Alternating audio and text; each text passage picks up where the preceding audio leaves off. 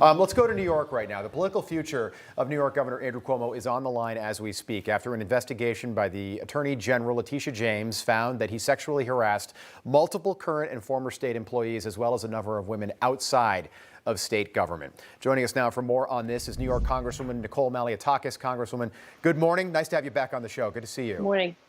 According to a Marist poll that just came out, and this was pretty shocking because it didn't take long. 59% of New Yorkers want the governor to resign. And he won in 2018, the most recent election. He won 60% of the vote. So what does it tell you that the people of New York have finally turned against Andrew Cuomo?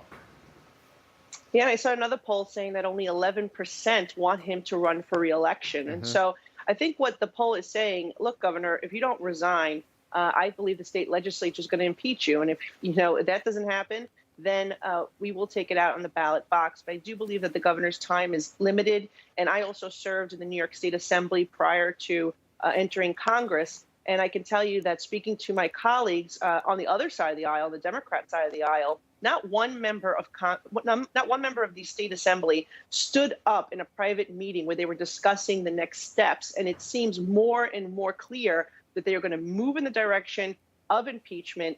They have the votes to impeach the governor, right. And the Judiciary Committee will be meeting Monday to discuss that further. Yeah, that would require a special session. I want to talk about that in just a moment. You just mentioned, so the governor's definitely digging in his heels. We know he was at the governor's mansion in Albany last night meeting and trying to figure out how to get out of this. As you said, every member of Congress in New York, Chuck Schumer, even the White House is now calling for Cuomo to resign. Take a listen.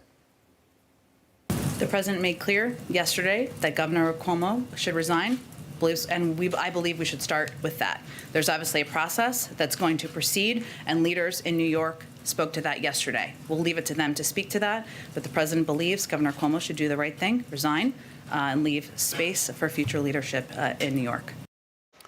Okay, so she's squirming there. It's got to be uncomfortable. This guy was almost on the Biden ticket a year ago. It was 1 year ago that he was being considered. They chose Kamala Harris. But I know you're calling for the state assembly to convene a special session to impeach Cuomo. Take us through what that process would look like. So, Monday, the Judiciary Committee is going to be meeting to discuss how they move forward in this. The governor would need to step aside if there is an impeachment trial. That means the lieutenant governor would temporarily step in as governor and assume his responsibilities. Then you have to have a majority vote in the assembly, and you need 76 votes because there's 150 members. And right now there are 82 members of the Democratic Party alone in the assembly that have called for the governor to resign. So we know that the votes are there, and I believe that would really be bad news for the governor. And if he wants to go out on his own terms, then he should announce that he is resigning. The governor seems to think he can operate at a different standard than other people.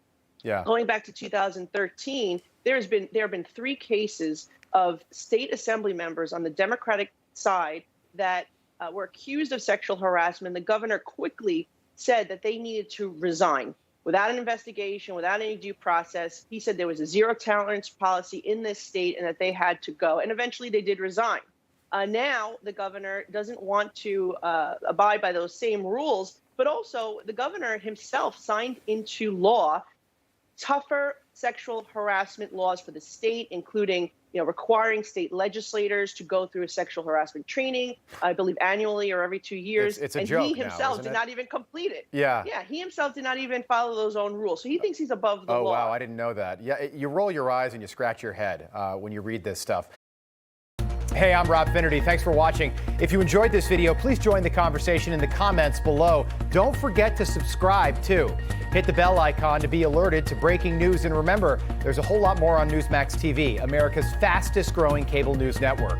Newsmax TV, we're real news for real people.